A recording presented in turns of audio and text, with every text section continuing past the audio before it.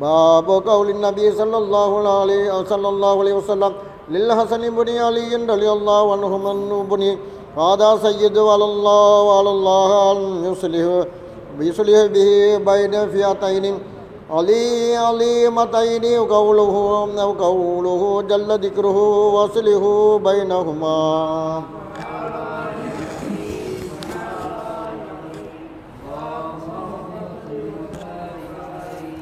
إلى جنبه وهو يقبل على الناس مرة وعليه أخرى ويقول إن ابني هذا سيد ولعل الله أن يصلح به بين فئتين عظيمتين من المسلمين. قال لي علي بن عبد الله إنما ثبت لنا سمع الحسن من أبي بكرة بهذا الحديث. اللهم صل وسلم وبارك وسلم عليه. باب هل يشير الإمام بالصلح. حدثنا إسماعيل بن أبي أويس قال حدثني أخي عن سليمان عن يحيى بن سعيد عن أبي الرجال محمد بن عبد الرحمن أن أمه عمرة بنت عبد الرحمن قالت سمعت عائشة رضي الله عنها تقول سمع رسول الله صلى الله عليه وسلم. اللهم صل وسلم عليه. حدثنا يحيى بن كري حدثنا يعيث عن جعفر بن ربيعة عن الأعرج قال حدثني عبد الله بن باب فضل إصلاح بين الناس والعدل بينهم. سبحان الله بحمده سبحان الله العظيم.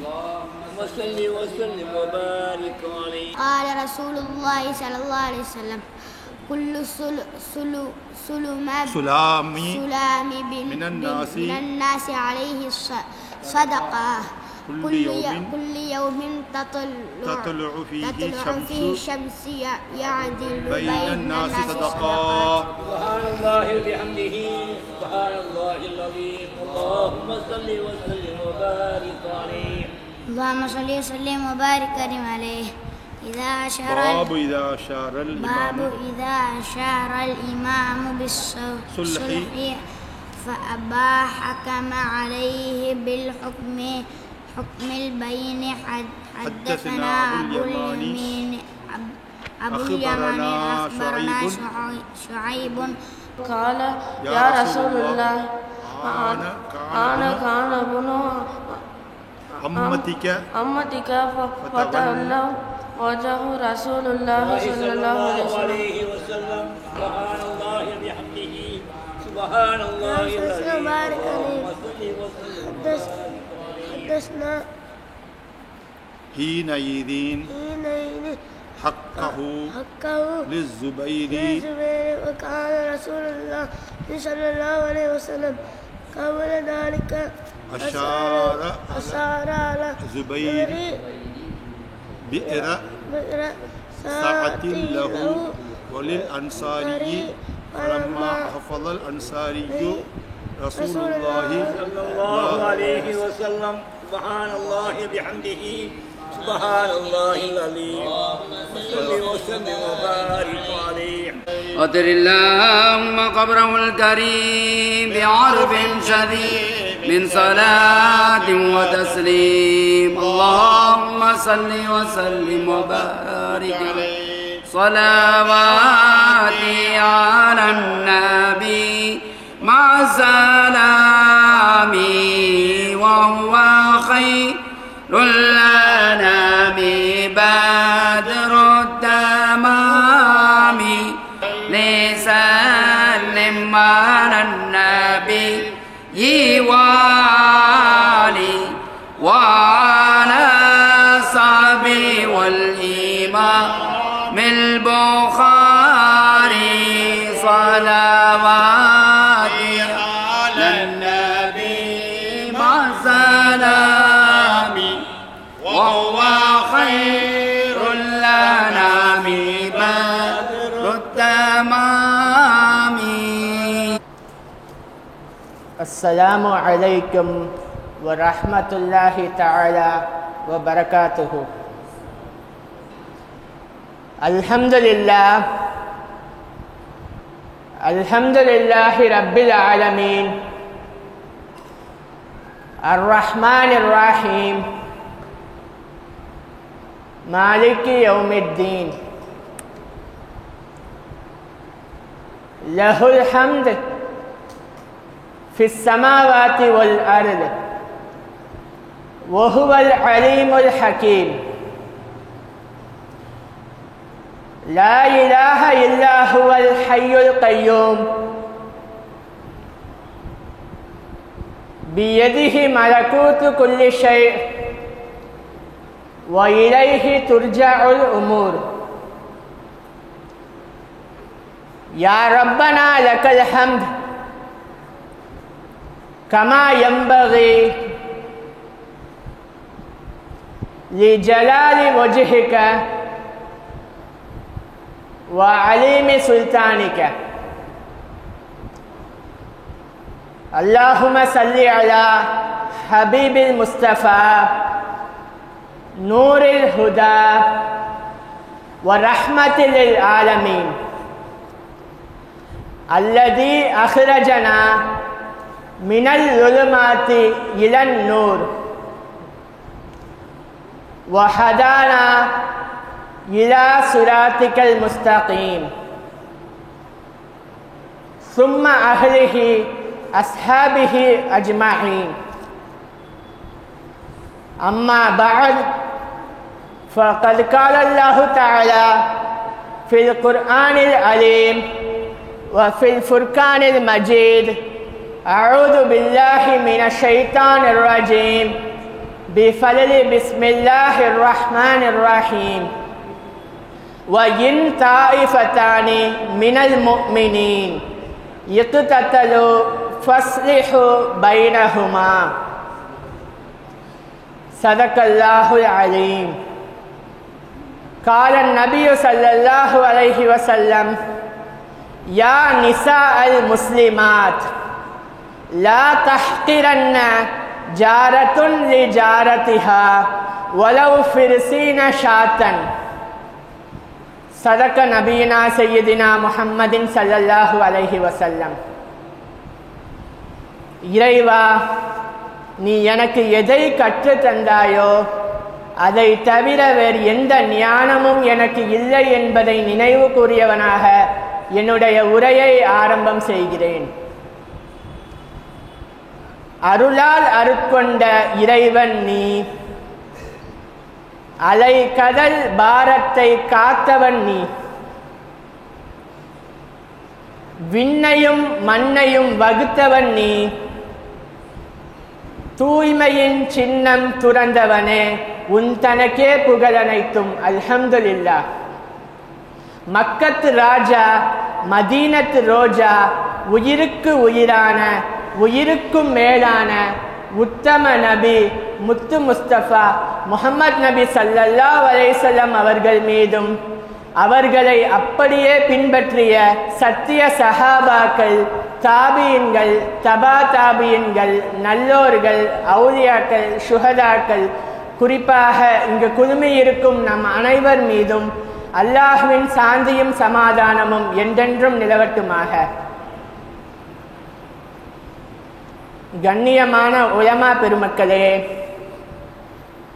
இந்த மஜ்லிஸின் நிர்வாகிகளே, பெரியவர்களே, இளைஞர்களே, மாணவ கண்மணிகளே,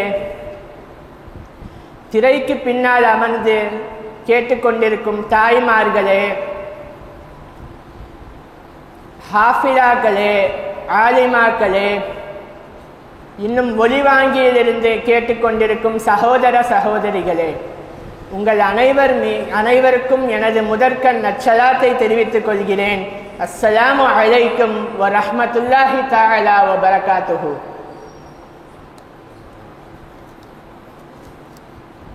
இறைவன் மனிதனை எதற்காக படைத்தான்? இறைவன் மனிதனை எதற்காக படைத்தான்? அவனை வணங்குவதற்காக, அவனை துதி செய்வதற்காக, அவனின் ஏவல் விலகல்களை பொருந்தி நடப்பதற்காக, இன்னும் அவனின் அஸ்மாக்களை உணர்ந்து சிந்தித்து செயல்படுவதற்காக. அது மட்டுமின்றி ஒவ்வொரு மனிதருக்கும் ஒவ்வொரு வாழ்க்கையை அல்லாஹ் வைத்திருக்கிறான். அந்த வாழ்க்கையிலே பல உறவு முறைகளையும் சொந்த முறைகளையும் வைத்திருக்கிறான். அதாவது தாய் தந்தை மீது பாசம், கணவன் மனைவி இடையில் அன்பு, குழந்தைகள் மேல் காட்டக்கூடிய அரவணைப்பு, இவ்வாறு பாசம், நேசம், அன்பு எல்லாவற்றையும் மனித வாழ்க்கையில் பின்னி வைத்திருக்கின்றான். இதை பற்றி, இந்த வாழ்க்கையை பற்றி அல்லாஹ்வுக்கு சுப்ஹானஹு தஆலா அழகாக கூறுவான், லிதஆரஃபு, நீங்கள் ஒருவருக்கு ஒருவர் அறிந்து புரிந்து விளங்கி உங்களுடைய வாழ்க்கையை வாழுங்கள் என்பதாக சொல்லி காட்டுவான். இன்னும் சகோதரத்துவத்துடனும் நட்புத்துவத்துடனும் வாழ்வதற்கு பல வழிகளை நமக்கு அல்லாஹ்வுக்கு சுப்ஹானஹு தஆலா வைத்திருக்கிறான். அதிலே முக்கியமான ஒன்றாக ஹிபத் என்னும் அன்பளிப்பு அதில் இடம்பெறுகிறது. ஒரு மனிதருக்கு இன்னொரு மனிதரின் மீது அன்பு வருவதற்கு, பாசம் வருவதற்கு இந்த அன்பளிப்பு மிக முக்கியமான ஒன்றாக இருக்கிறது. அதை பற்றி தான் இன்று நாம் புகாரி கிதாபில் அருமையான ஹதீஸ்களை ஓதிவிட்டு அமர்ந்திருக்கிறோம். எந்த அளவுக்கு அன்பளிப்பு முக்கியத்துவம் வாய்ந்ததாக இருக்கிறது என்றால், நம்முடைய புகாரி ரஹ்மத்துல்லாஹ் அவர்கள் அதை பற்றி ஒரு பாபையை இந்த பாடத்தில் கொண்டு வருகிறார்கள். எனவே இந்த அன்பளிப்பு என்பது மனிதனின் வாழ்க்கையில் மிகவும் ஒரு முக்கியமான ஒன்றாக இருக்கிறது. ஸல்லல்லாஹு அலைஹி வஸல்லம் அவர்கள் இதை பற்றி சொல்லும் போது அழகாக நமக்கு இப்படி சொல்லி காட்டுவார்கள், உன்னுடைய வாழ்க்கையில் நீ எதையெல்லாம் பெற்றிருக்கிறாயோ, உன்னுடைய வாழ்க்கையில் நீ எதையெல்லாம் அடைந்திருக்கிறாயோ அது உன்னுடைய சகோதரர் வாழ்க்கையிலும் அடைய வேண்டும், உன்னுடைய சகோதரரும் பெற வேண்டும் என்பதாக சொல்லி காட்டுவார்கள். உன்னுடைய ஒரு சகோதரருக்கு ஒரு உபகாரம் தேவைப்பட்டால், ஒரு உதவி தேவைப்பட்டால், உன்னால் முடியுமாயில் நீ அந்த உதவியை உன்னுடைய முஸ்லிமான சகோதரருக்கு செய்ய வேண்டும் என்றும் நமக்கு வலியுறுத்துகிறார்கள். நம்முடைய வாழ்க்கைகளை பல நிஅமத்துகளை நாம் பெற்றிருப்போம், பல பரக்காத்துகளை நாம் பெற்றிருப்போம். அல்லாஹ்வின் தஆலாவின் புறத்திலிருந்தும் நமக்கு நிறைய பரக்காத்துகள் கிடைத்திருக்கும். ஆனால் நம்முடைய சகோதரர்களும் நிறைய நிஅமத்துகளை பெற்றிருப்பார்கள். ஆனால் ஒரு சிலருக்கு அல்லாஹ்வுடைய பரக்காத்துகள் கிடைக்காமல் இருக்கலாம். அப்போது நம்ம என்ன செய்யணும்னா, நம்ம கிடைச்ச அந்த பரக்காத்துக்கு, நமக்கு தந்த நிஅமத்துகளுக்கு அல்லாஹ்வுக்கு ஷுக்ர் செலுத்தணும், நன்றி செலுத்தணும். அந்த நன்றி செலுத்துவதோடு நிறுத்திவிடாமல் நம் மனதிலே நாம் எண்ணிக்கொள்ள வேண்டும், நமக்கு எல்லாம் கிடைத்திருக்கிறது, நம்ம எல்லாம் அனுபவிச்சிருக்கோம், நம்முடைய சகோதரருக்கும் இது கிடைக்கணும், நம்முடைய சகோதரருக்கும் இதன் நம்மளுடைய நியமத்துகளை நம்மள்கிட்ட இருக்கிறதா அவர்களுக்கு உதவி உபகாரமா செய்யணும் அப்படிங்கிற எண்ணம் நம்ம மனசுல ஃபர்ஸ்ட் வரணும். நம்ம நம்மளுடைய வாழ்க்கையில நம்ம அதிகமான பரக்கத்துகளை பெற்று அந்த மற்ற நம்ம முஸ்லிம் சகோதரர்களுக்கு உதவி செய்யும் மனதையும் உதவி செய்யக்கூடிய பரக்கத்தையும் அல்லாஹ்வுக்கு சுப்ஹானஹு தஆலா யாவருக்கும் தந்தருள்வானாக. இந்த அன்பளிப்புங்கிற வார்த்தைக்கு அரபில நிறைய வார்த்தைகள் சொல்லப்படுது. ஹிபத் என்று நான் ஆரம்பத்தில் சொன்ன மாதிரி ஹிபத் என்ற வார்த்தையும் இந்த அன்பளிப்புக்கு தான் பயன்படுத்தப்படுகிறது. அதே மாதிரி அரபியில் சதக்கத் என்ற வார்த்தையும் இந்த அன்பளிப்புக்கு பயன்படுத்தப்படுகிறது. இன்னும் ஹதியத் என்ற வார்த்தையும் இந்த அன்பளிப்புக்காக பயன்படுத்தப்படுகிறது. இவ்வாறு அல்லாஹ்வும் ஸல்லல்லாஹு அலைஹி வஸல்லம் அவர்களும் நமக்கு எப்படி வாழ வேண்டும், எப்படியெல்லாம் இருக்க வேண்டும் என்று நம்மளுக்கு கட்டளையிட்டிருக்கிறார்கள். அதை போன்று நாம் வாழும்போது நாம் அதிகமான நன்மைகளை நாம் பெறுகிறோம். நன்மைகளை மட்டும் இல்லை, நம்மளுடைய சிறு பாவங்களுக்கு கஃபாராவாகவும் இந்த அன்பளிப்பு இருக்கிறது. இந்த அன்பளிப்பு நமக்கு ஒருவருக்கு கொடுக்கும் போது அந்த அன்பளிப்பு நம்மளுடைய சிறு பாவங்களுக்கு கஃபாராவா இருக்குது. அதே போல சிறு பாவங்கள் நம்ம யாருக்காவது அன்பளிப்பு கொடுக்கும் போது அவர்களுடைய துவா நமக்கு கிடைக்குது. நம்ம ஒருத்தருக்கு தேவையான நேரத்தில் அவங்களுக்கு ஒரு அன்பளிப்பு நம்ம கொடுக்கிறோம்னா அவங்க மனசார நமக்காக துவா செய்யறாங்க. அப்ப இந்த துவாவும் இந்த அன்பளிப்பு மூலமா நமக்கு கிடைக்கிறது. துவாக்கள்லயே சிறந்த துவா யாருடைய துவா கபூலாகும்? ஒரு தாய் தன்னுடைய பிள்ளைக்காக கேட்கிற துவா உடனே கபூலாகும். என்ன நம்ம செஞ்சாலும், நம்ம தாய்க்கு உதவி செய்யாட்டாலும் நம்ம தாய் எப்படி நமக்காக எந்நேரமும் துவா தான் கேட்பாங்க. என் பிள்ளை நல்லா இருக்கணும், என் பிள்ளை நல்லபடியாக வாழணும், நல்லா சம்பாதிக்கணும், குடும்பத்தில் நல்லா இருக்கணும்னு தாய் நமக்காக தான் துவா கேட்பாங்க. தன் பிள்ளை நல்லா இருக்கக்கூடாதுன்னு எந்த தாயுமே நினைக்க மாட்டாங்க. அப்போ நம்ம அவங்களுக்கு இன்னும் தாய்க்கு இன்னும் நம்ம ஹிதுமத் செய்யும் போது அவங்கள்ட்ட அன்பா அவங்க பக்கத்தில் உட்கார்ந்து அம்மா சாப்பிட்டீங்களா, உடம்பு எப்படி இருக்கு அப்படின்னு அன்பா 4 ஆறுதல் வார்த்தை அதே மாதிரி அம்மாவுக்கு பிடிச்ச விஷயங்களை நம்ம வாங்கி கொடுக்கும் போது அவங்களுடைய துவா நம்மளுக்கு இன்னும் அதிகரிக்க தான் செய்யுது. அப்போ நம்ம தாயோடைய துவாவும் இந்த அன்பளிப்பின் மூலமா அதிகமா நமக்கு கிடைக்குது. இந்த ஹிபத் இந்த அன்பளிப்பை நம்ம 2 வகையா பிரிக்கலாம். 2 வகையா பிரிக்கலாம். ஒன்று ஒருவருடைய தேவையை அறிந்து அவங்களுக்கு அன்பளிப்பு கொடுப்பது. தேவையை அறிந்துன்னா எப்படி? இப்போ உதாரணத்துக்கு ஒருத்தர் ஒரு பள்ளியில இமாமா இருக்காரு, அவரோட பள்ளிக்கும் வீடுக்கும் ரொம்ப தூரம் இருக்குது. இப்போ இதுதான் பள்ளிவாசல்னா இப்போ ஒரு 6ஆம் பள்ளி எடுத்துக்கிட்டு அங்கதான் அவங்க வீடு இருக்குன்னா ஒரு நியாயமான தூரம். இந்த நியாயமான தூரத்துல நடந்து போயிட்டு வர்றது, ஒரு நாளைக்கு 5 வக்து நடந்து போயிட்டு வர்றது சிரமம். அப்போ அவர்களுக்கு ஒரு சைக்கிளோ ஒரு பைக்கோ இருந்தா ராகத்தா இருக்கும் சீக்கிரம் போயிட்டு வர்றதுக்கு. ஆனா அவங்கள்ட்ட அந்த பொருளாதார வசதி இல்லை, அவங்க கிட்ட அந்த வாங்குற பொருளாதார வசதி இல்லை. அப்போ நம்ம கிட்ட இருக்கும் போது அவங்களுக்கு ஒரு சைக்கிளோ அல்லது பைக்கோ வாங்கி கொடுக்கறதுக்கான வசதி நம்ம கிட்ட இருக்கும் போது அவங்களுக்கு நம்ம அதை அன்பளிப்பா செஞ்சா அவங்களுடைய துஆவும் நமக்கு கிடைக்குது. ஏன்னா வேற எதுக்காகவும் இல்லை, புனிதமான 5 வக்து தொழுவ வைக்கிறதுக்காக அவங்க போறாங்க. அப்ப அந்த எத்தனை வருடங்கள் அதை யூஸ் பண்றாங்களோ அவ்வளவு நன்மையும் நமக்கு கிடைக்குது. ஒரு நம்மளால முடியும், நம்ம கஷ்டப்பட்டு இல்லை, நம்ம கிட்ட இருக்குது அந்த பொருளாதாரம், அதை நம்ம அவங்களுக்கு ஒரு அன்பளிப்பா கொடுக்கும் போது அவங்க செய்யற அமலோட நன்மை நம்மளுக்கும் கிடைக்குது. இது ஒரு வகையா இருக்குது. இன்னொன்று ஒருத்தரோட தேவை நமக்கு தெரியல, அவருக்கு என்ன தேவை என்ன பொருள் தேவையா இருக்குன்னு தெரியல. அப்போ அவருக்கு இதை கொடுத்தா அவர் மனசு குளிர்ச்சியாகும், இந்த பொருளை அவர் கொடுத்தா சந்தோஷப்படுவாரு. அவருக்கு அது தேவைப்படாது, இருந்தாலும் நம்மளுக்கு இதை கொடுத்தா அவங்க சந்தோஷப்படுவாங்க அப்படின்னு தோணும் போது அந்த பொருளையும் அவங்களுக்கு அன்பளிப்பா கொடுக்கலாம். இப்படி 2 விதமா அன்பளிப்பா கொடுக்கலாம். ஒன்று அவங்க தேவையை அறிஞ்சும் கொடுக்கலாம், இன்னொன்று அவங்க எதை கொடுத்தா சந்தோஷப்படுவாங்களோ அதையும் நம்ம கொடுக்கலாம். சரி ஹைர், இப்போ நம்ம கிட்ட பொருள் இருக்குது, பணம் இருக்குது, நம்மளால முடிஞ்ச உதவியை ஹிபத்தா கொடுக்குறோம். அப்போ இப்போ பணம் இல்லை பொருளும் இல்லை, அப்போ அவர்களுக்கெல்லாம் இந்த நன்மையை எப்படி பெறுவார்கள்? வசதியானவர்கள் வசதி படைத்தவர்கள் இந்த மாதிரி பொருளை கொடுத்து அவங்க அந்த நன்மையை பெறுறாங்க. அப்போ இந்த அன்பளிப்பு இந்த சதக்காவுடைய நன்மையை பொருள் இல்லாதவர்கள் எப்படி அவர்களுக்கு அந்த நன்மை கிடைக்காதா அப்படி என்று நமக்கு ஒரு கேள்வி வரலாம். இல்லவே இல்லை. நம் மார்க்கெட்ல கோடான கோடி நன்மைகள் அல்லாஹ்வுக்கு சுப்ஹானஹு வ தஆலா நம்ம முன்னாடி குவிச்சு வச்சிருக்கான். நாம் அதை சரியாக பயன்படுத்த வேண்டும். எப்படின்னா இப்போ உதாரணத்துக்கு சில ஒரு இபாதத்தை நம்ம செஞ்சாதான் நன்மையா இருக்குது. இப்போ தொழுவுனா எனக்கு நன்மை, நான் தொழுவுனா எனக்கு நன்மை, நான் நோன்பு பிடிச்சா எனக்கு நன்மை அப்படின்னு ஒரு இபாதத்தை செஞ்சாதான் நன்மை கிடைக்குது. ஆனா சில விஷயங்களை பார்த்தாலே இபாதத்தா இருக்குது. 5 விஷயங்களை பார்த்தாவே நமக்கு அது நன்மை எழுதப்படுது. அதுல ஒண்ணு புனித கஅபத்துல்லாவை நம்ம பார்த்தாவே நமக்கு நன்மை கிடைக்குது. அதே மாதிரி ஜம்சம் நீரை நம்ம பார்த்தாவே நமக்கு நன்மை கிடைக்கிறது. நம்மளுடைய பெற்றோரை கண்ணியமான முறையில் பார்த்தாலே நமக்கு நன்மை கிடைக்கிறது. அதே மாதிரி குர்ஆன் ஷரீஃபை பார்த்தாவே நன்மை கிடைக்குது.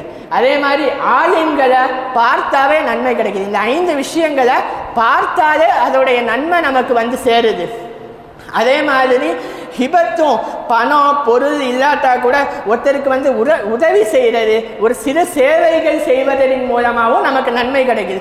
இப்போ ரோட்ல போய்கிட்டு இருக்கும் போது ஒரு அப்பா நடந்து போய்கிட்டு இருக்கிறோம், அவளை பஜார்ல எங்கணும்னா நாமளே அவளை கூப்பிட்டு வாங்க நான் பஜாருக்கு தான் போறேன்னு அவங்க பைக்ல இறக்கி விடுற மூலமா அதுவும் நமக்கு சதக்காவா இருக்குது, அதுவும் நமக்கு நன்மையா சேருது. அதே மாதிரி ஸல்லல்லாஹு அலைஹி வஸல்லம் பக்கத்து வீட்டுல தான் பஜாருக்கு போகும்போது பக்கத்து வீட்டுல தான் ஏதாவது வேணுமா, பஜாருக்கு போறேன் ஏதாவது வாங்கிட்டு வரணுமா அப்படின்னு கேட்பார்கள். அதே மாதிரி நம்முடைய அண்டை வீட்டார் ஏதாவது அங்க பஜாருக்கு போறதுக்கு ஆண்கள் இல்லாம இருக்கலாம். அப்ப நாம ஏதாவது உதவி வேணுமான்னு அவங்களுக்கு கேட்டு உதவி செய்யறதுமே அதுவுமே ஒரு சதக்காவா இருக்குது.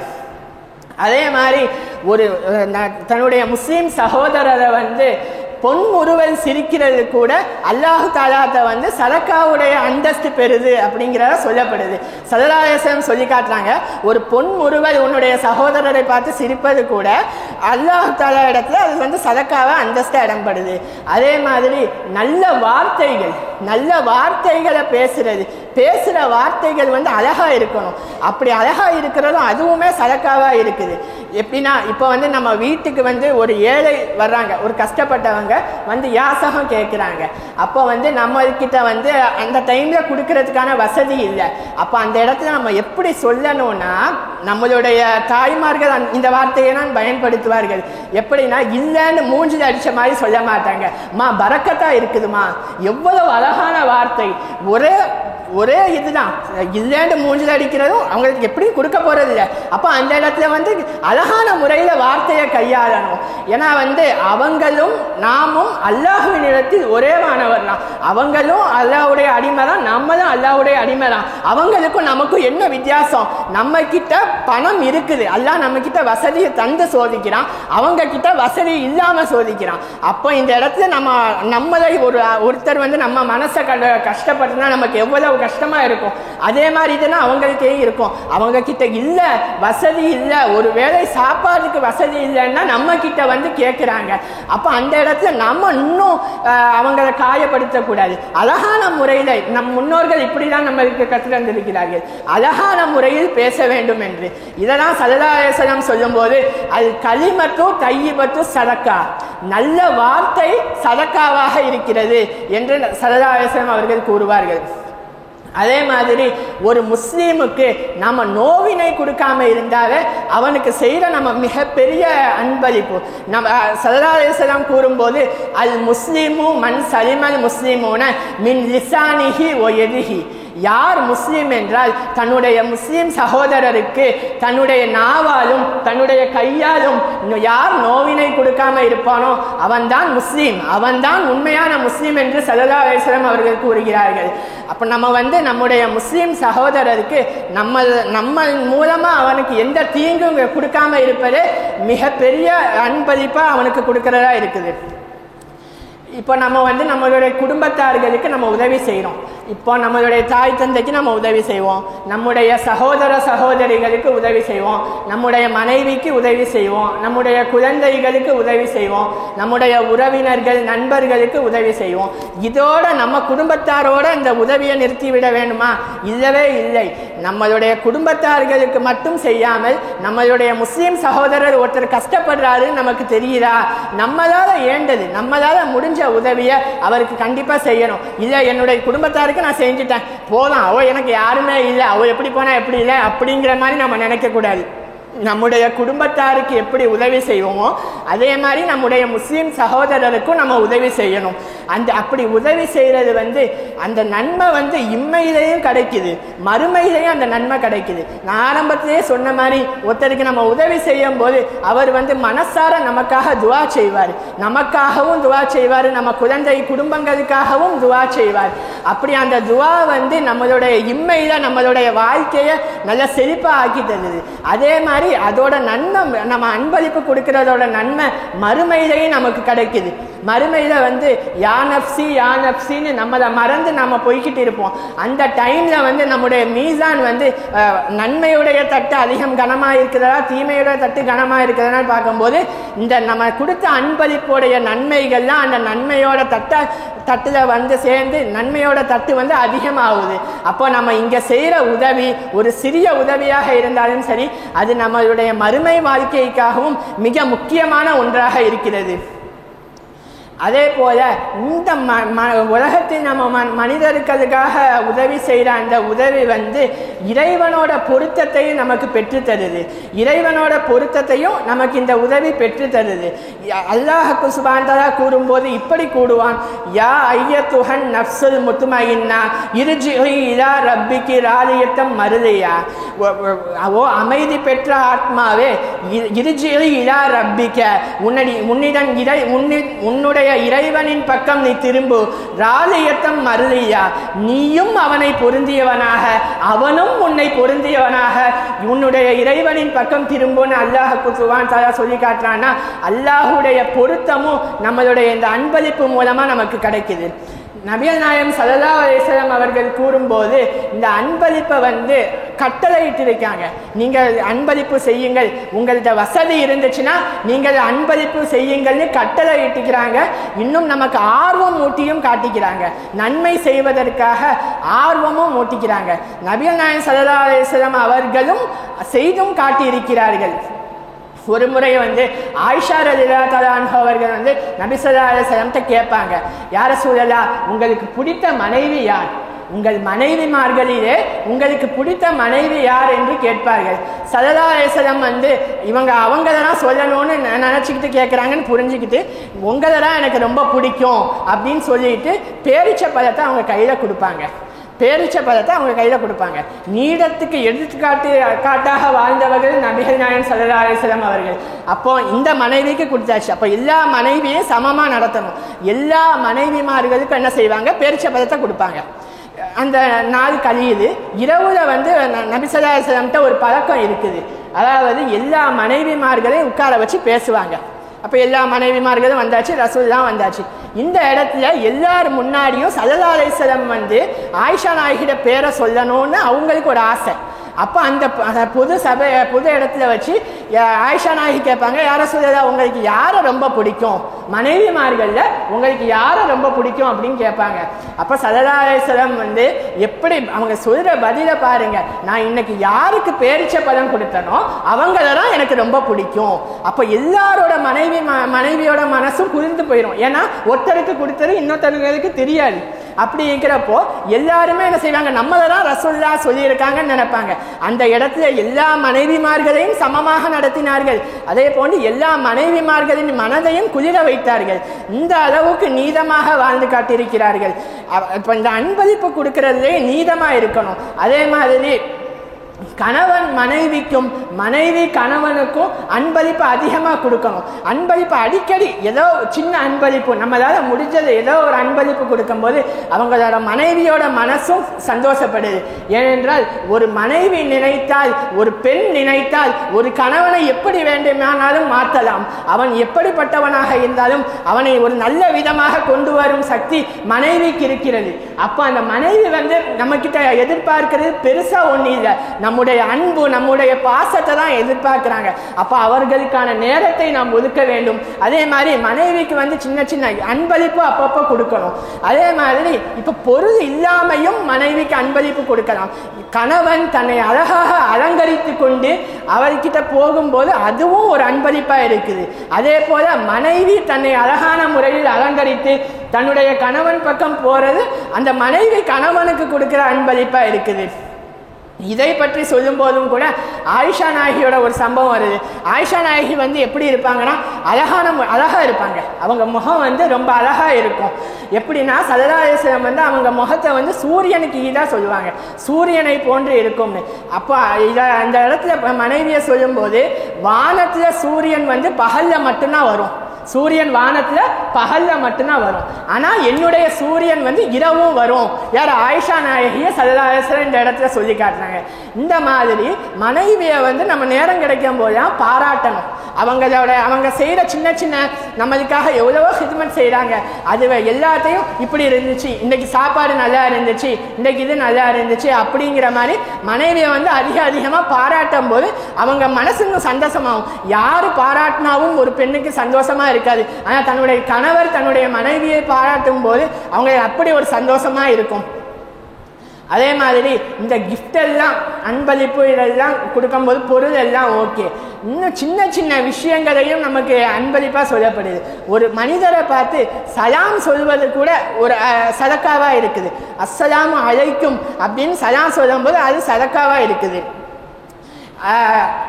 அன்னைக்கு அப்போதான் நான் ஃப்ரெண்டோட டீ குடிக்கிறதுக்காக ஒரு கடைக்கு போனேன். அங்கே டீ சொல்லியாச்சு. திடீர்னு ஃப்ரெண்டு ஃபோனை பயந்து போய் பதறி போய் எடுத்தேன். ஃபோனை அடிக்கலாம் இல்லை, ஃபோனை அடித்தா திடீர்னு யாராவது போடாத நம்பர் திடீர்னு போட்டால் என்னடா இது இவர் போடவே மாட்டாரா இன்னைக்கு போட்டிக்கிறாருன்னு நம்ம ஒரு பதறுவோம். ஃபோன் தான் அடிக்கலை, திடீர்னு ஃபோனை எடுக்கிறான். என்னன்னு கேட்டால் டெய்லி வந்து குட் மார்னிங்னு ஸ்டேட்டஸ் வைப்பானா, அன்னைக்கு ஸ்டேட்டஸ் வைக்கலையாம். எப்படி உலகம் எங்க போயிட்டு கொண்டிருக்கு பாருங்கள். நம்முடைய சகோதரர் முன்னால் போகிறார், அவருக்கு நம் சலாம் சொல்லலையே, நம் நன்மையை விட்டு விட்டோமே என்று பயந்தா அதுல ஒரு அர்த்தம் இருக்குது. நான் குட் மார்னிங் வைக்கல, குட் நைட் வைக்கல, அதுக்காக பதறேன்னு இந்த இளைஞர்கள் இந்த காலகட்டத்தில் சமுதாயம் வந்து இப்படிதான் போயிட்டு இருக்கு. அதனால நம்ம இதெல்லாம் விட்டுட்டு நம்ம நன்மையை கொள்ளையடிக்கிற பக்கம் நம்ம சேரணும். சலாத்தை வந்து பரப்புங்கள் ஸல்லல்லாஹு அலைஹி வஸல்லம் சொல்லிக்கிறார்கள். சலாத்தை பரப்புங்கள் நபிகள் நாயகம் ஸல்லல்லாஹு அலைஹி வஸல்லம் அவர்கள் சொல்லியிருக்காங்க. அதனால் நம்ம அதிகமாக பார்க்கும்போது அஸ்ஸலாமு அலைக்கும் சொல்றதுக்கு எவ்வளோ நேரம் ஆக போகுது சொன்னால் நமக்கு நன்மை கிடைக்குது. அதனால சலாத்தை அதிகமாக சொல்லணும். அதுக்கப்புறம் முசாஃபா செய்கிறதும் அதுவும் ஒரு விதமான சதக்காவாக இருக்கிறது என்று ஸல்லல்லாஹு அலைஹி வஸல்லம் அவர்கள் சொல்லி காட்டியிருக்கிறார்கள். ஒருவருக்கு வந்து நம்ம கிஃப்ட் கொடுக்குறோம், அன்பளிப்பு கொடுத்துட்டோம், அந்த அன்பளிப்பை திரும்ப வாங்கலாமா? கொடுத்த அன்பளிப்பை அவர்கிட்ட திரும்ப வாங்கலாமா?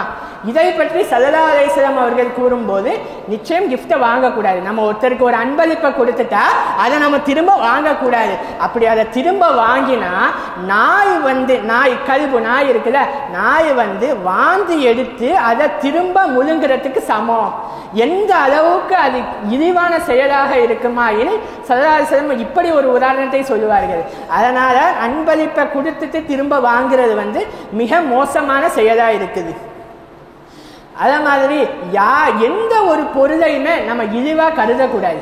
எந்த ஒரு பொருளையும் இந்த ஒரு சின்ன பொருள் நம்மகிட்ட இருக்குது, அதை வந்து ஒருத்தருக்கு நம்ம கொடுக்கணும்னு நம்ம மனசில் நினச்சிக்கிறோம். அப்போது அந்த டைமில் ஷைத்தான் வந்து நம்ம மனசை கெடுப்பான். இவ்வளோ சின்ன பொருளாக இருக்குது, இதை நீ கொடுத்தா அவன் உன்னை என்ன நினைப்பான் அப்படிங்கிற மாதிரி தவறான எண்ணத்தை நம்மளுடைய மனசில் ஷைத்தான் போடுவான். நாம் அவனுக்கு இடமே கொடுக்கக்கூடாது.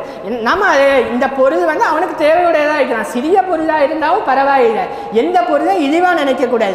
இந்த பொருள் ஒருவேளை அவனுக்கு தேவையாக இருக்கலாம், நமக்கு தெரியாமல் இருக்கலாம், அவனுக்கு அந்த பொருள் அந்த நேரத்தில் தேவையாக இருக்கலாம். அதனால எந்த பொருளையுமே இழிவா நினைக்க கூடாது. ஸல்லல்லாஹு அலைஹி வஸல்லம் இதை பற்றி சொல்லும் போதுதான் யா நிசா அல் முஸ்லிமாத் லா தஹ்கிரன்ன ஜாரத்துன் லிஜாரத்திஹா வலவ் ஃபிர்ஸின ஷாத்தன். நீங்கள் எந்த பொருளையுமே இழிவா எண்ண வேண்டாம். இந்த இடத்துல வந்து ஸல்லல்லாஹு அலைஹி வஸல்லம் வந்து ஆட்டினுடைய அந்த கால் கீழே இருக்கிற அந்த குழம்பு இருக்குல்ல, அதை உதாரணமாக சொல்கிறாங்க. ஏன்னா அது ஒரு சிறிய பொருள் தான். அந்த பொருளை நீங்கள் அன்பளிப்பாக கொடுக்கறதுக்கு கூட நீங்கள் அதை இழிவாக கருத வேணாம் அப்படின்னு ஸல்லல்லாஹு அலைஹி வஸல்லம் இந்த இடத்துல அந்த பொருளை உதாரணமாக சொல்கிறாங்க. அதே போல அன்பளிப்பை வந்து அந்தஸ்து பார்த்து கொடுக்கக்கூடாது. இவர் பெரியவர், இவருக்கு நம்ம கொடுக்கலாம், இவர் சாதாரண ஆள் தானே, இவருக்கு ஏன் நம்ம கொடுக்க போகிறோம், நமக்கு ஒரு ஃபாயிலாம் இல்லை அப்படின்னு அந்தஸ்து பார்த்து கொடுக்கக்கூடாது. யாருக்கு நம்ம பெரியவராக இருந்தாலும் சரி, சிறியவராக இருந்தாலும் சரி, வசதி உள்ளவராக இருந்தாலும் சரி, வசதி அற்றவராக இருந்தாலும் சரி, ஒருவருக்கு அன்பளிப்பு நம்ம கொடுக்கணும்னா அதை முறைப்படி அன்பளிப்பு கரெக்டாக கொடுக்கணும். அதன்படி நபி ஸல்லல்லாஹு அலைஹி வஸல்லம் வாழ்ந்தும் காத்திருக்கிறார்கள். அனஸ் ரலியல்லாஹு அன்ஹு அவர்கள் வீட்டில் வந்து ஸல்லல்லாஹு அலைஹி வஸல்லம் போவாங்க. போகும்போது அவங்க வந்து கொஞ்சம் தண்ணீர் கேட்பாங்க அனஸ் ரலியல்லாஹு அன்ஹுட்ட. அப்போ அனஸ் ரலியல்லாஹு வந்து அவங்க வீட்டில் இருக்கிற ஆட்டுடைய பாலை கறந்து அவங்க வீட்டு கிணற்றில் எடுத்த தண்ணீரை அந்த பாலில் கலந்து அந்த பாலை வந்து ஸல்லல்லாஹு அலைஹி வஸல்லம்க்கு கொடுப்பாங்க. ஸல்லல்லாஹு அலைஹி வஸல்லமோட வலது பக்கம் ஒரு கிராமவாசி இருப்பார், இடது பக்கம் அபூபக்கர் சித்திக் ரலியல்லாஹு அன்ஹு இருப்பார்கள், எதிர்புறம் உமர் ரலியல்லாஹு அன்ஹு இருப்பார்கள். ஸல்லல்லாஹு அலைஹி வஸல்லம் வந்து எப்போவுமே குடிச்சு முடிச்சுட்டு மிச்சத்தை சஹாபாக்களுக்கு கொடுக்கறது வழக்கம். அப்போ உடனே என்ன செய்கிறாங்க, அவங்க குடிச்சு தான் முடிக்கிறாங்க. புனிதமான ஸல்லல்லாஹு அலைஹி வஸல்லமுடைய வாய்ப்பட்ட அந்த பால் எவ்வளோ பரக்கத்தான பால். அப்போ அந்த பாலை வேணும்னா யாராக இருந்தாலும் ஆசைப்படுவோம். அப்போ உமர் ரலியல்லாஹு உடனே சொல்கிறாங்க, உங்களுடைய தோழர் அபூபக்கர் இருக்கிறார், இடது பக்கம் அபூபக்கர் ரலியல்லாஹு இருக்கிறாருங்கிற அதை உங்களுடைய தோழர் அபூபக்கருக்கு கொடுங்கன்னு ஸல்லல்லாஹு அலைஹி வஸல்லம் சொல்கிறாங்க. ஸல்லல்லாஹு அலைஹி வஸல்லம் அந்த வலது பக்கம் இருக்கிற கிராமவாசிக்கு தான் கொடுப்பாங்க. கொடுத்துட்டு வலது பக்கம் யார் இருக்கிறாரோ அவரை தான் முற்படுத்த வேண்டும், வலது பக்கம் தான் கொடுக்கணும் அப்படின்னு சொல்லிட்டு அந்த கிராமவாசிக்கு கொடுக்குறாங்க. இந்த இடத்துல ஸல்லல்லாஹு அலைஹி வஸல்லமோட உயிர் தோழர் அபூபக்கர் சித்திக் ரலியல்லாஹு அன்ஹு இருக்கிறார்கள், உமர் ரலியல்லாஹு அன்ஹு இருக்கிறார்கள். ஆனால் ஸல்லல்லாஹு அலைஹி வஸல்லம் வந்து வலது பக்கம் கிராமவாசி இருந்த காரணத்தினால் அவருக்கு முன்னுரிமை கொடுத்து அவருக்கு கொடுத்தாங்க. இதே போல இந்த அன்பளிப்பை வச்சு நம்ம எல்லாமே செய்யலாம். மெயினாக இந்த அன்பளிப்பு வந்து இருவருக்கிடையே பிணக்கம் ஏற்பட்டிருக்கும் போது அவர்களுக்கிடையே சமாதானத்தை ஏற்படுத்துவதற்கும் இந்த அன்பளிப்பு இருக்கிறது. இந்த ஒரு 2 பேர் சண்டை போட்டிருக்காங்கன்னா இந்த அன்பளிப்பை கொடுத்து அவங்களோட ஈஸியாக அவங்களோட ஒற்றுமையை ஆகிக்கலாம். நம்ம கொடுக்கும்போது அவங்க மனசு இறகி அந்த அன்பளிப்பை பெற்றுக்கொண்டு நம்முடைய உறவு வந்து தொடர்வதாக இருக்குது. அப்போ இந்த அன்பளிப்பை கொண்டு இந்த சமாதானத்தையும் ஏற்படுத்துது. இன்றைய பாடத்தில் சமாதானத்தை பற்றியும் நம்முடைய புகாரி இமாம் ஹதீஸ்களை கொண்டு வந்திருக்கிறார்கள். ஆரம்பத்தில் நான் ஓதுன ஆயத்து போன அந்த ஆயத்து வந்து ஒரு சமாதான வேலையில தான் இறங்கியது. அப்துல்லா இப்னு உபை என்ற வந்து காஃபீர்களின் தலைவன் அவனை வந்து ஸல்லல்லாஹு அலைஹி வஸல்லம் அவர்கள் வந்து அவனை சந்திக்கிறதுக்காக போறாங்க. ஒரு கழுதை மேலே ஏறி அவனை சந்திக்கிறதுக்காக போறாங்க. சில முஸ்லீம் தோழர்களும் அவரோட போறாங்க ஸல்லல்லாஹு அலைஹி வஸல்லமோட. அங்கே போய் அடைஞ்சாச்சு. அப்துல்லா இப்னு உபை வந்து உடனே அந்த கழுதையை பார்த்து சொல்றான், தூரப்போ, உன்னுடைய துர்நாற்றம் வந்து என்னை ரொம்ப கஷ்டப்படுத்துது, என்னை வேதனைப்படுத்துது. புனிதம் மிக நபி ஸல்லல்லாஹு அலைஹி வஸல்லம் அவர்களுடைய உடம்பை சுமந்து வந்த கழுதையை பார்த்து அந்த வார்த்தை அவன் சொல்றான். உடனே சஹாபா அன்சாரி தோழர் ஒருத்தர் வந்து ஸல்லல்லாஹு அலைஹி வஸல்லமோட அல்லாஹின் மீது சத்தியமாக ஸல்லல்லாஹு அலைஹி வஸல்லம் அவர்களின் கழுதையின் வாசனை உன்னுடைய வாசனைக்கு மேலாக இருக்கிறது, மிகவும் நறுமணமாக இருக்கிறது அப்படின்னு சொல்லவும் அங்கே உள்ள காஃபீர் கூட்டத்தில் ஒருத்தன் வந்து இவங்க அன்சாரி தோழரை பார்த்து திட்டுறான்.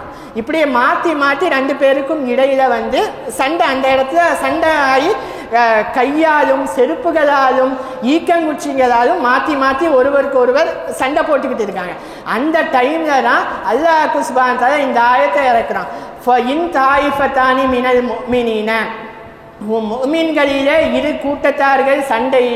கூட்டத்தார்கள் இக்ததலு, சண்டையிட்டால் ஃபஸ்லிஹு பைனஹுமா, அவர்களுக்கு இருவருக்கு இடையில் நீங்கள் சுலுகை ஏற்படுத்துங்கள், சலாமத்தை ஏற்படுத்துங்கள்ங்கிற அந்த ஆயத்தை அல்லாஹ் சுப்ஹானஹு வ தஆலா இந்த இடத்துல தான் இறக்குறான். அதே போல ஒருவர் வந்து சமாதானத்துக்காக வருகிறார் என்றால் அவர் கோழை கிடையாது. அவர் வந்து எல்லாத்துக்குமே வீரம் இருக்குது, எல்லாருமே வீரமானவர்கள் தான். ஒருத்தன் அமைதியாக வராங்க, இவன் கோலப்பா, இவனுக்கு ஒன்றும் சண்டை போடலாம் தெரியாது அப்படின்னு நம்ம லேசாக நினைக்கக்கூடாது. ஸல்லல்லாஹு அலைஹி வஸல்லம் அவர்கள் கூட சொல்கிறார்கள், உண்மையான வீரன் யார் என்றால் தன்னிடம் சண்டை போடுவதற்கு சக்தி இருந்தும் அவன் பொறுமையாக சமாதானம் செய்வவன் தான் உண்மையான வீரன் ஸல்லல்லாஹு அலைஹி வஸல்லம் அவர்கள் கூறி காட்டுகிறார்கள். அப்போ சமாதானத்துக்கு முழு உருவம், சமாதானத்துக்கு முழு இலக்கணமாக வாழ்ந்தவங்க ஸல்லல்லாஹு அலைஹி வஸல்லம் அவர்கள். அப்போ அவர்கள் சொல்லும்போது கோழைத்தனத்தை ஒத்த சமாதானமாக வர்றான்னா அவன் வந்து கோழை கிடையாது, அவன் வீரன்னான்னு ஸல்லல்லாஹு அலைஹி வஸல்லம் அவர்கள் சொல்லி காட்டுகிறார்கள். இப்பொழுது நம்முடைய உலகத்தில் இப்பொழுது பலஸ்தீன் மக்கள் மிகவும் கொடுமைப்படுத்தப்பட்டு வருகிறார்கள். நம்ம தினம் வாட்ஸ்அப்பில் பார்க்குறோம், ரொம்ப பச்சிளம் குழந்தைகள் இரத்தவாய்ப்பட்டு பல உயிர்கள் தினமும் மரணித்து கொண்டிருக்கிறது. நம்ம தான் அல்ஹம்துலில்லாஹ் சந்தோஷமாக இருக்கோம், நல்லா சாப்பிட்றோம், நல்லா தொழுவுறோம், நல்லா வீட்டில் நிம்மதியாக இருக்கோம், ரோட்டில் சுதந்திரமாக நடக்கிறோம். ஆனால் அவங்க தொழுகையை கூட பயந்து தொழுவக்கூடிய நிலைமை தான். எப்போ நம்ம உயிருக்கு போவோம்ங்கிறத பயத்தோட உயிருக்கு உத்தரவாதம் இல்லாமல் அவர்கள் வாழ்ந்து கொண்டிருக்கிறார்கள். நிச்சயம் அவர்களுக்கு ஒரு நாள் கண்டிப்பாக அவர்களுக்கு வெற்றி வரும், அதில் எல்லளவும் சந்தேகம் கிடையாது. இந்த மஜ்லிஸின் பரக்கத்தால் பலஸ்தீன மக்களுக்கு விரைவில் யா அல்லாஹ் நீ வெற்றியை கொடுப்பாயாக. யாரெல்லாம் நோய்வாய்ப்பட்டிருக்கிறார்களோ, வெளியே சொல்ல முடியாத அளவு நோயெல்லாம் பட்டிருக்கிறார்களோ அவர்களுக்கு பூரண ஷிஃபாவை இந்த மஜ்லிஸின் பரக்கத்தால் கொடுப்பாயாக. யாரெல்லாம் ஹலாலான ஹாஜத்துகளை உன்னுடைய கேட்கின்றார்களோ, யாரெல்லாம் அவர்களுடைய தேவையை கேட்கின்றார்களோ அவர்களுடைய ஹலாலான ஹாஜத்துகள் அத்தனையையும் நிறைவேற்றி வைப்பாயாக. யாரெல்லாம் திருமணமாகும் வயது வந்தும் திருமணமாகாமல் இருக்கிறார்களோ அவர்களுக்கு தகுந்த ஜோடியை கொடுத்து அவர்களுக்கு விரைவில் திருமணமாகும் பாக்கியத்தை கொடுப்பாயாக. யாருக்கெல்லாம் குழந்ை பாக்கியம் இல்லையோ அவர்கள் அனைவருக்கும் நல்ல சாலியான குழந்தை பாக்கியத்தை இந்த மஜ்லிஸின் பொருட்டால் கொடுப்பாயாக. யாரெல்லாம் கடனிலே இருக்கிறார்களோ அவர்களுக்கு விரைவில் அந்த கடனிலிருந்து விடுதலை பெறும் பாக்கியத்தை கொடுப்பாயாக. யா அல்லாஹ், இந்த புனிதமான ரஜபு மாதத்துடைய பரக்கத்தையும் ஷஅபான் மாதத்துடைய பரக்கத்தையும் எங்களுக்கு தருவாயாக. இன்னும் ரமலான் மாதத்தை அடைய வைப்பாயாக. அந்த ரமலான் மாதத்திலே எங்களுக்கு அதிகமாக நன்மைகள் செய்யும் பாக்கியத்தையும் அதிகம் நின்று வணங்கக்கூடிய சக்தியையும் எங்களுக்கு தந்தருள்வாயாக. யா அல்லாஹ், இந்த மஜ்லிஸின் பொருட்டால் யார் யாரெல்லாம் என்னவெல்லாம் கேட்கின்றார்களோ அவர்களுடைய அத்தனை தேவை நாட்டங்களையும் நிறைவேற்றி வைப்பாயாக. அல்லாஹும்ம பாரிக் லனா ஃபீ ரஜப வ ஷஅபான் வ பல்லிக்னா ஷஹ்ர ரமலான் என்ற துஆவோடு என்னுடைய உரைக்கு திரையிடுகிறேன். வாஹிர் தஅவானா அனில் ஹம்துலில்லாஹி ரப்பில் ஆலமீன்.